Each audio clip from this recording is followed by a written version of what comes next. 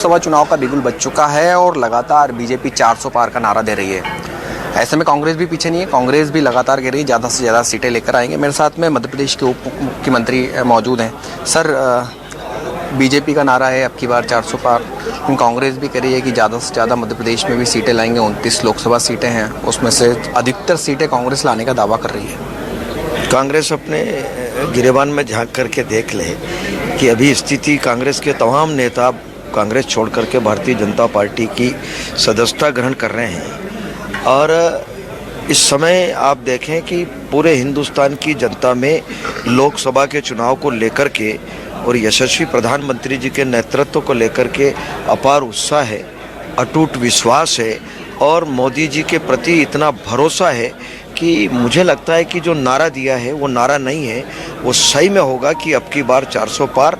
निश्चित रूप से फिर एक बार मोदी सरकार, निश्चित रूप से एक ताकतवर प्रधानमंत्री, जिन प्रधानमंत्री ने हिंदुस्तान का मान सम्मान और स्वाभिमान बढ़ाया और विश्व में एक हिंदुस्तान का एक स्थान बनाया है, तो निश्चित रूप से जनता के मन में एक भरोसा है कि एक मजबूत हाथों में देश की बागडोर देना चाहिए।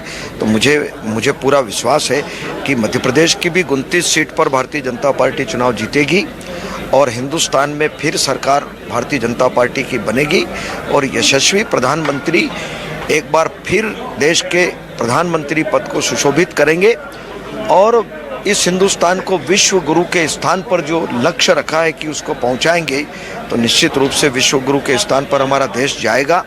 और 2047 का जो लक्ष्य दिया है प्रधानमंत्री जी ने कि विकसित राष्ट्र की श्रेणी में हम नंबर 1 पर आएंगे, तो इसीलिए देश में सरकार भारतीय जनता पार्टी की बनेगी।